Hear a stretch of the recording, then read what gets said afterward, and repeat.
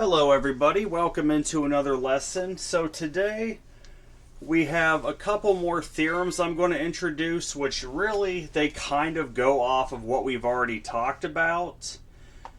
We're going to introduce today the midpoint theorem, which you see written here, and also the angle bisector theorem. Those will heavily be based off of the definition of segment bisectors, or definition of midpoint, as well as the definition of angle bisector.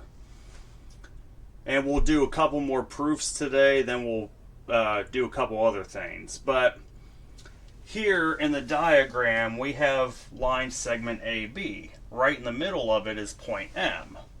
The midpoint theorem states that if M is the midpoint of line segment AB, which it is here, then line segment AM is equal to half of line segment AB, and line segment MB has a length equal to 1/2 of AB. So when we think about the midpoint of a segment, it splits the segment into two equal segments, right? AM would equal MB, because it's right in the middle. You'll have two equal segments. Well, that makes sense that at that point AM would be half of the whole segment, and so would MB. It'd be half of the whole segment.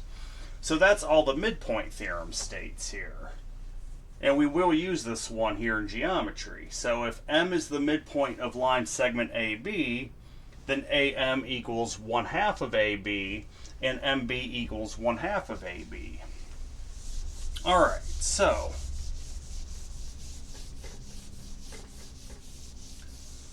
now it's time for a proof. So we have the diagram there. What is the given information in this proof? And we're going to do them in two column form like we talked about in yesterday's lesson.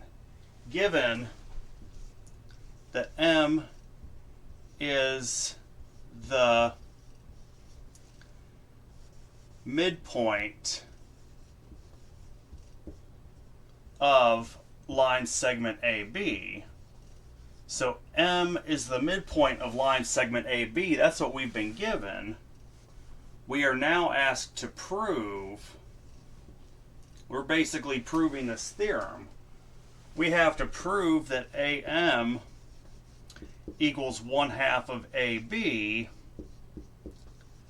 and MB equals 1/2 of AB. So we are given that M is the midpoint of line segment AB. We are going to prove that AM is equal to half of AB and MB is equal to half of AB. So let's go ahead and start our proof here. Draw our nice two columns. Alright, of course you have your statements on the left.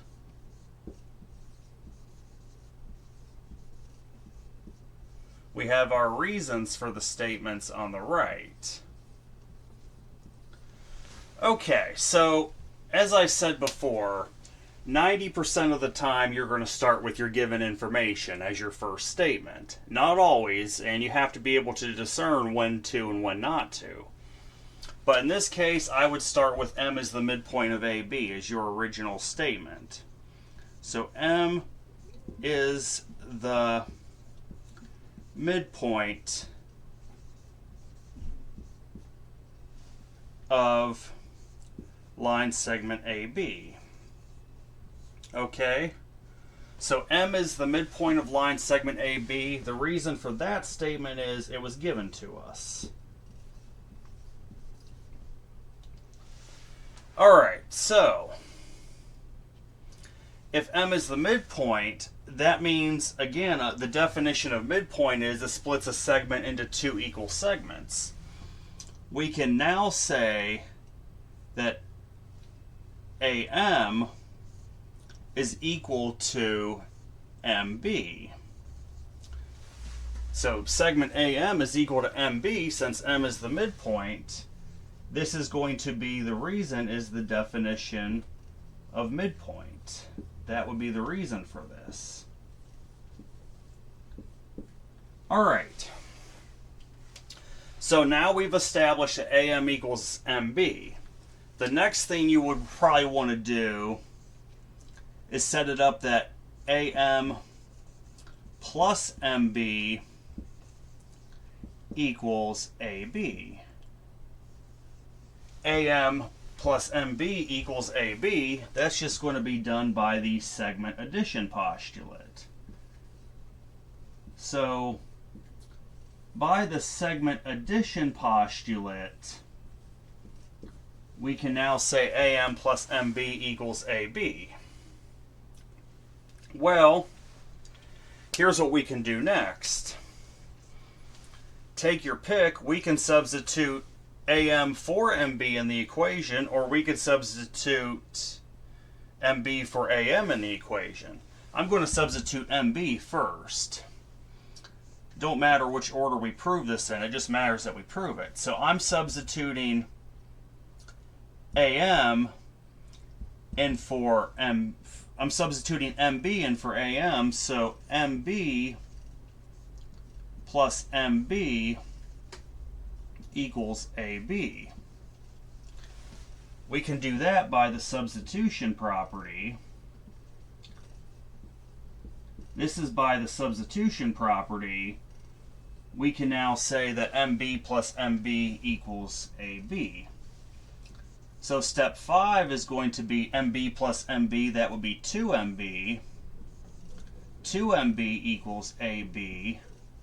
That's going to be done by, reason 5 would be the addition property. So the 5th reason here is the addition property. Now for reason 6, we can find MB is equal to half of AB. MB is equal to half of AB by the division property. So by the division property, we were able to prove that MB equals half of AB.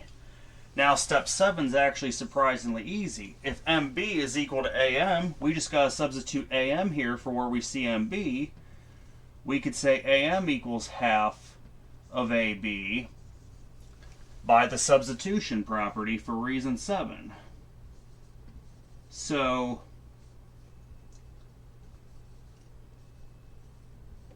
the steps in this proof here, we had 7 steps, but the first statement was using the given information that M is the midpoint of line segment AB that was given.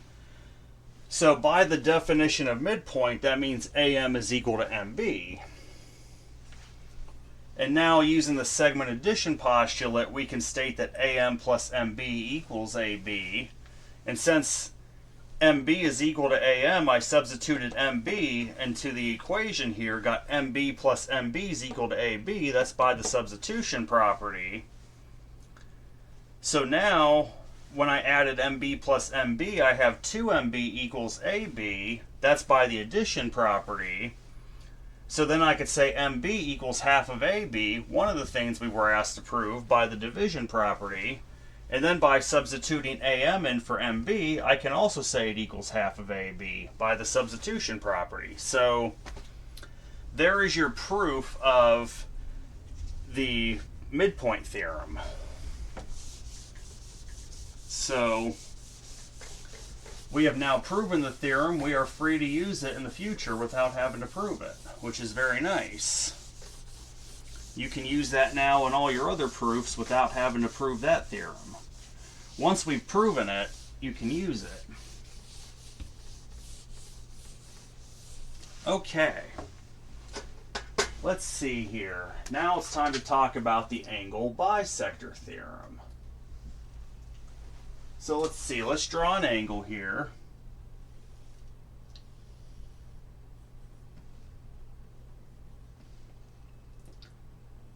Let's make it look like it's actually bisecting.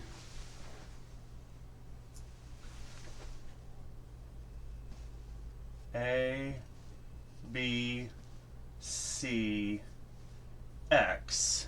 Okay. So there's our angle ABC bisected by ray BX. So let's see. This here is going to be called the angle bisector theorem. This is the angle bisector theorem that I am now going to write down here. And this will heavily be based off the definition of an angle bisector. But it is similar somewhat to the midpoint theorem. If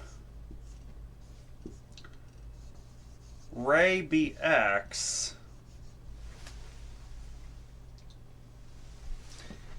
is the bisector of angle ABC, then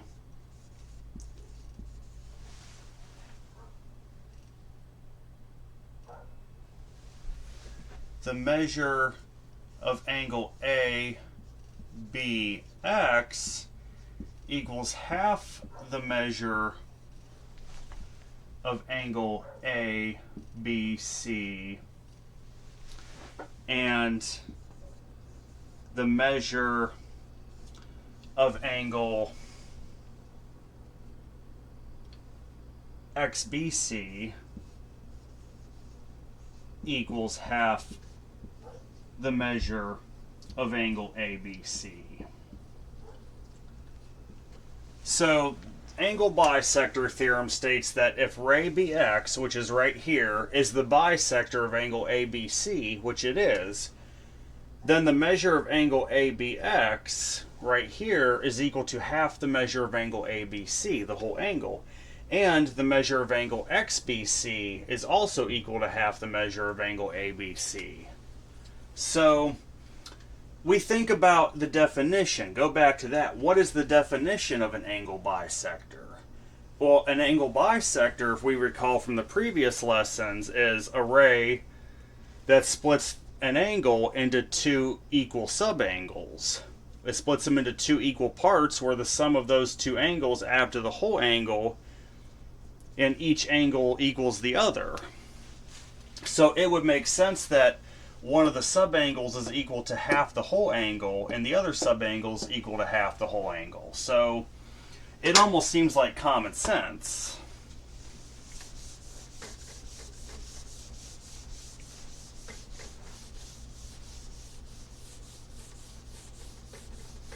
Alright, well, guess what? Now it's time to prove the angle bisector theorem. So we are going to be given ray BX is the bisector of angle ABC. So we are given that ray BX is the bisector of angle ABC. We now have to prove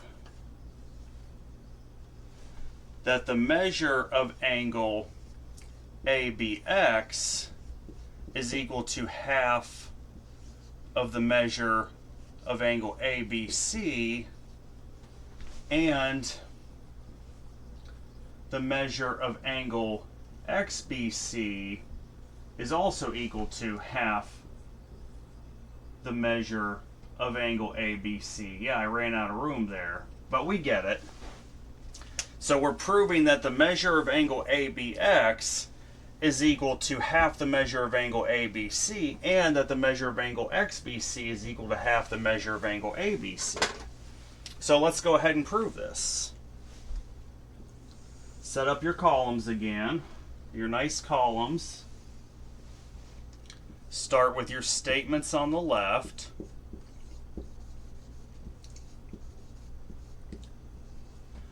Your reasons on the right. Okay, so you have your statements on the left, reasons on the right. In this case, I would start with your given information again. So statement 1 is that ray BX is the bisector of angle ABC. So statement 1 is that ray BX is the bisector of angle ABC, and that was given to us. So reason 1 is the given information. Okay. So the next step is, based on the fact that we have the angle bisector, step 2 would be to say that the measure of angle ABX equals the measure of angle XBC. By the definition of angle bisector, measure of angle ABX equals the measure of angle XBC. So this is by the definition of angle bisector. That would be your second reason. Okay, yeah, that'd be your second reason for the second statement. Now your third step is going to be, your third statement should be that the measure of angle ABX plus the measure of angle XBC is equal to the measure of angle ABC. So we have the measure of angle ABX plus the measure of angle XBC is equal to the measure of angle ABC. Well, statement 3, that's going to go to the angle addition postulate. That's how we can do that, by the angle addition postulate, okay? Now, step 4, kind of like what we did with the midpoint theorem.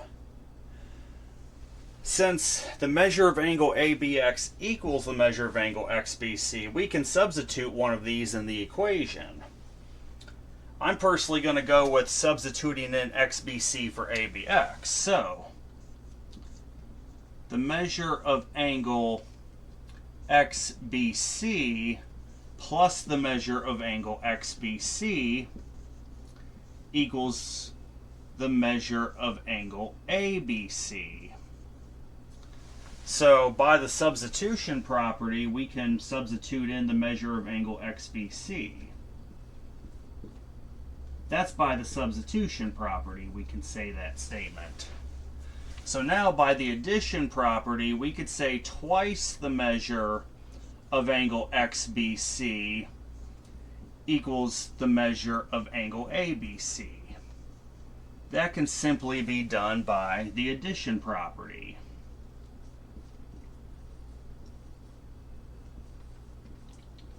Okay?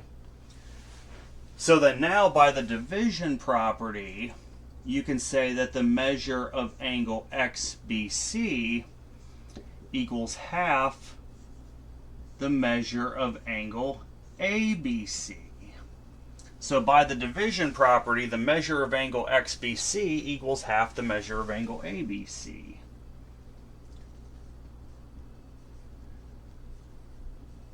Okay, and then step 7, since XBC equals ABX, all we need to do to prove it is to substitute in measure of angle ABX. Measure of angle ABX is equal to half the measure of angle ABC. So the measure, not ABC, should be ABX. All right, the measure of angle ABX is equal to half the measure of angle ABC. Reason 7 is by the substitution property. And as I said yesterday, yes, you can have the same reason more than once in a proof. It does sometimes happen. So let's do a brief recap here.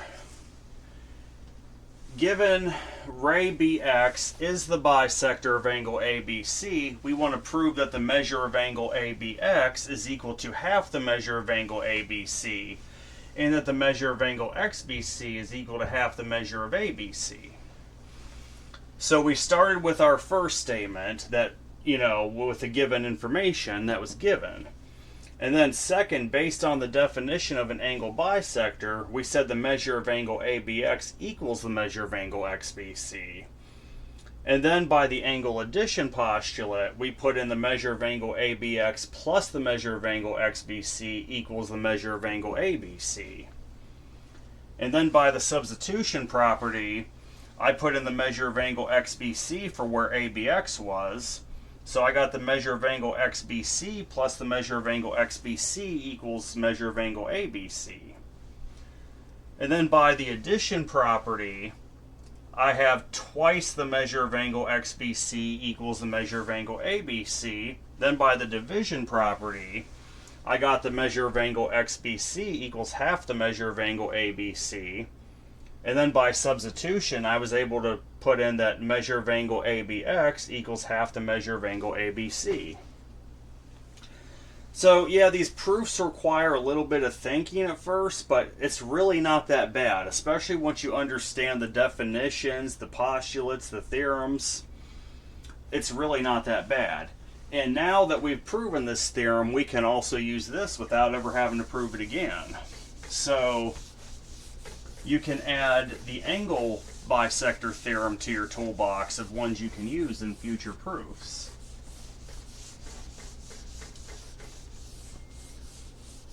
Okay.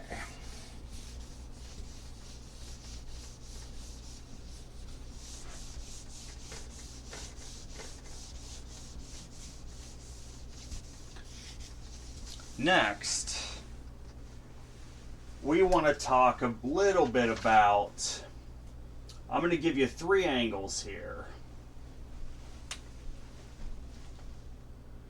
So this is going to heavily be based off of the protractor postulate.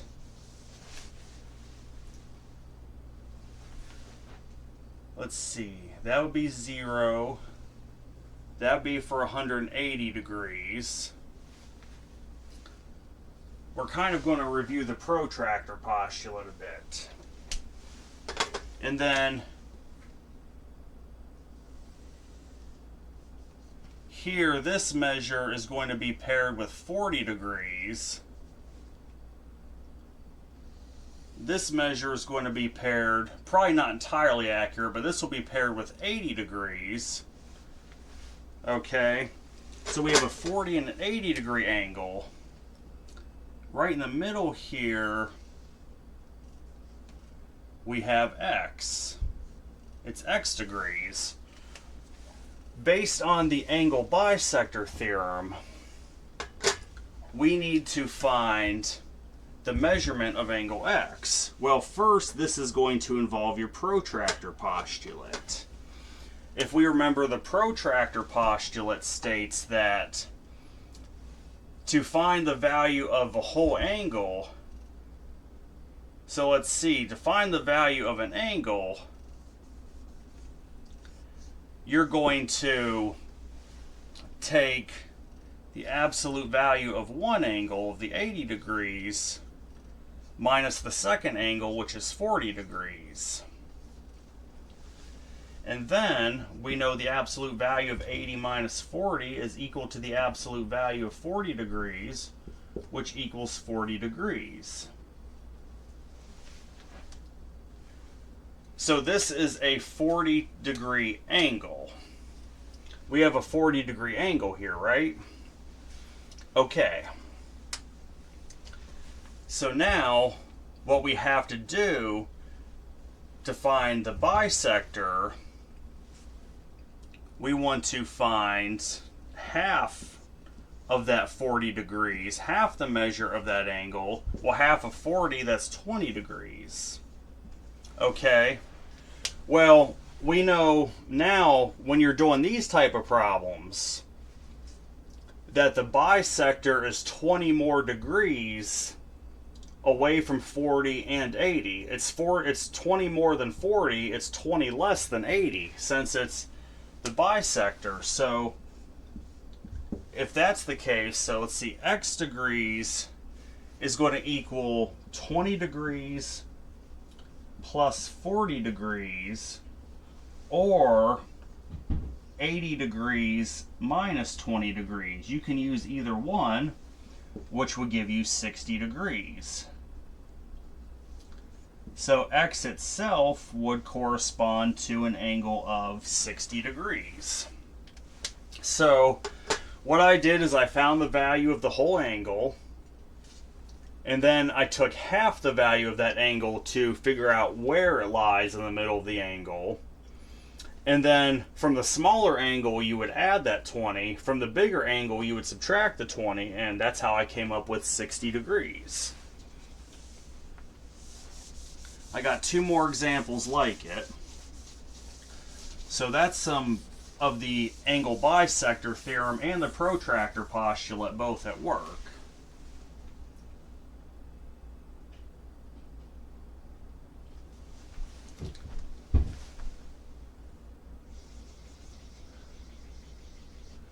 Alright, we're going to have a different value here. I'm going to keep it the same, like drawing wise, but see, this one corresponds to 120 degrees. This one corresponds to 30 degrees, okay?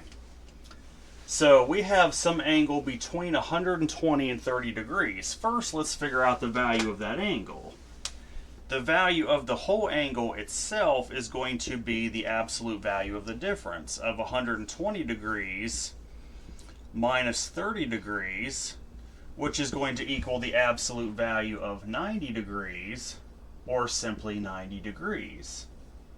So this whole angle here is 90 degrees. The whole thing in the red is 90 degrees. Now to figure out where the bisector lies, we're going to take half of the measure of that angle. Half the measure of the angle, well, that equals half of 90. That would just simply be 45 degrees. So since half the measure of the angle is 45, that means it's 45 degrees more than the smaller angle, or it's 45 degrees less than the bigger angle.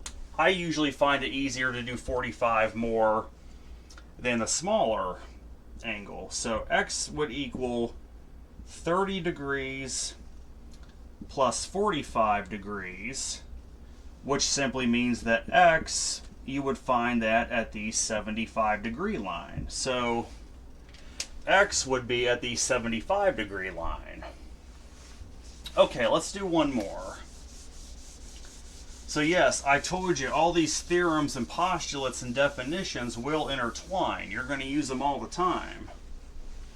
What is the last example I have here?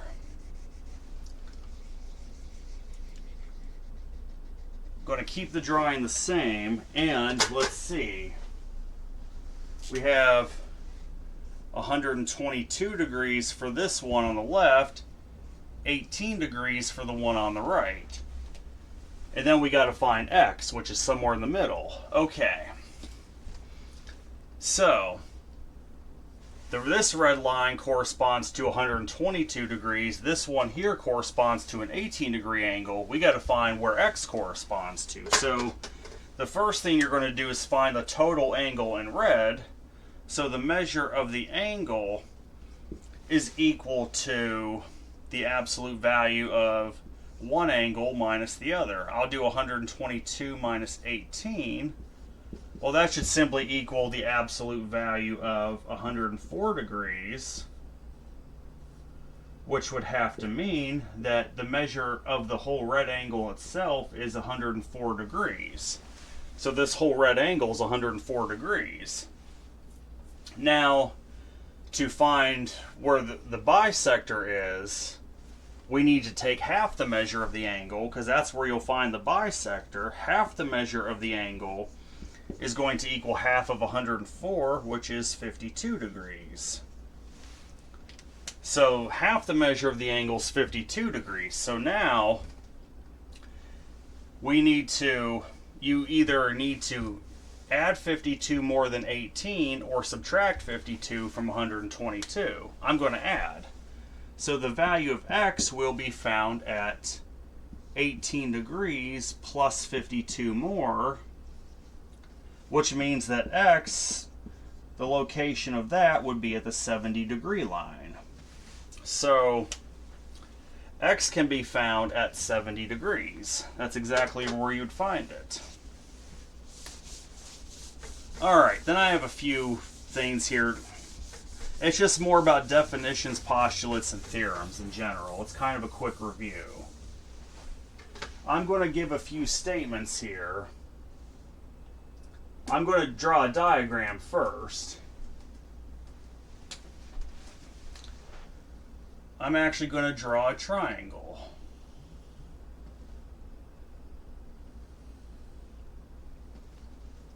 That's point A, point B, point C, and then coming down here is a perpendicular line, point D.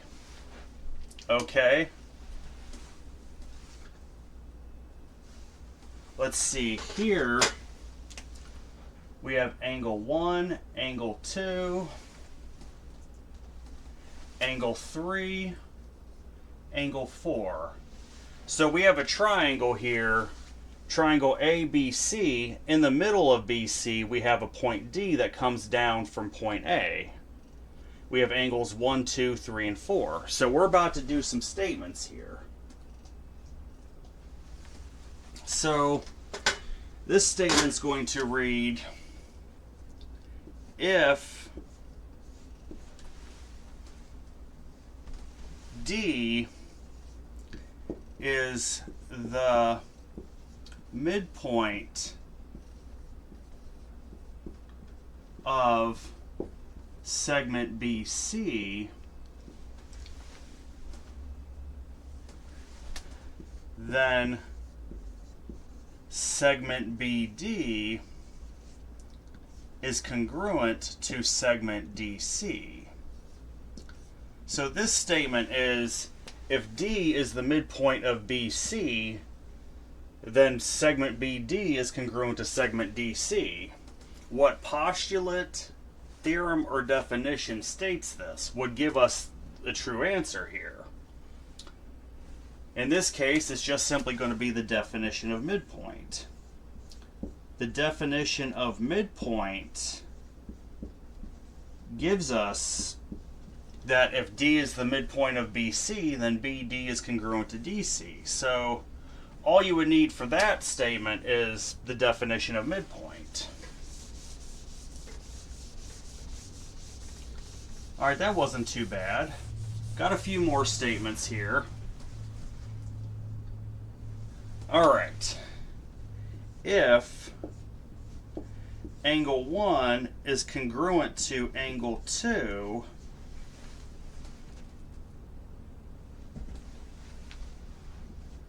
then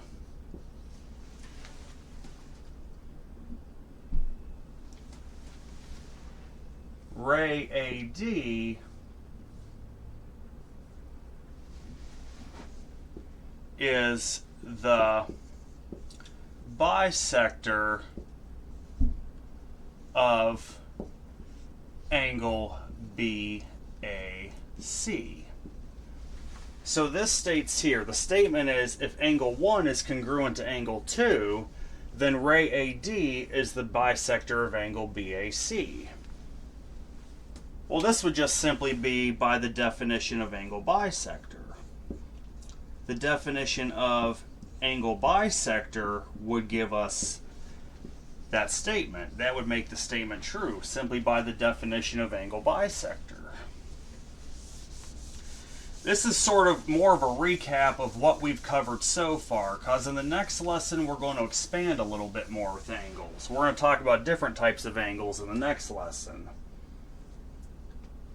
Alright, let's see. If ray AD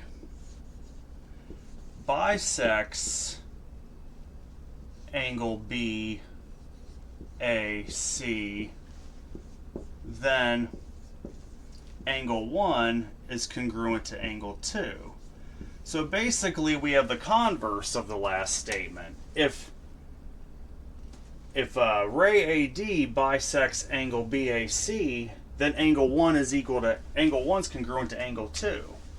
Also by the definition of angle bisector. So the reason for this statement would be the definition of angle bisector. That's the definition that justifies this statement. the definition of angle bisector. Okay. What's the next statement? I have about 5 more. Let's see.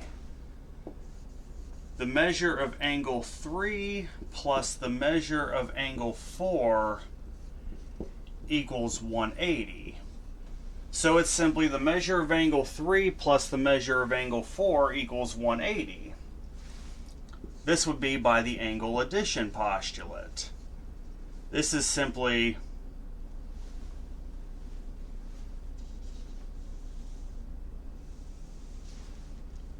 this would simply be part 2 of the angle addition postulate. So you have the angle addition postulate that justifies that. Okay, 4 more statements. If BD is congruent to DC, then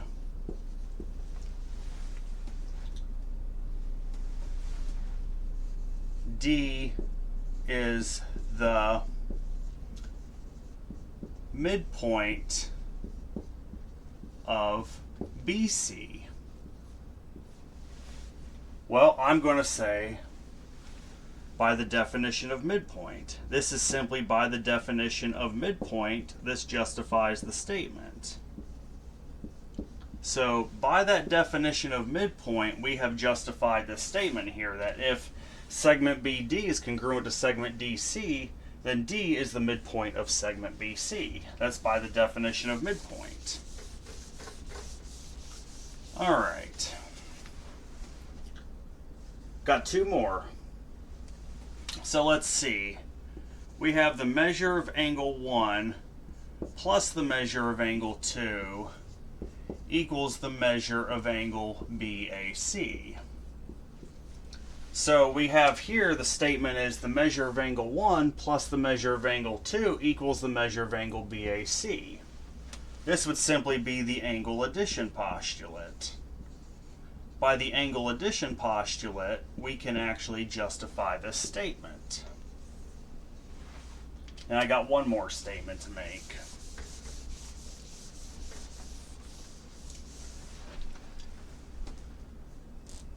All right, let's see. We have BD plus DC equals BC. It's a simple statement. BD plus DC equals BC. That should be a no-brainer. That's the segment addition postulate. So the segment addition postulate actually justifies the statement we just made. So this lesson basically was just to introduce to you the midpoint theorem and the angle bisector theorem, to put the angle bisector theorem and review the protractor postulate and together in practice, and then just to do some quick statements to review all the theorems, postulates, and definitions we've learned so far. On the next lesson, we're going to get into special types of angles. They're going to be complementary angles, supplementary angles, and then we'll get a theorem about vertical angles. So I hope everyone has a good night. Take care.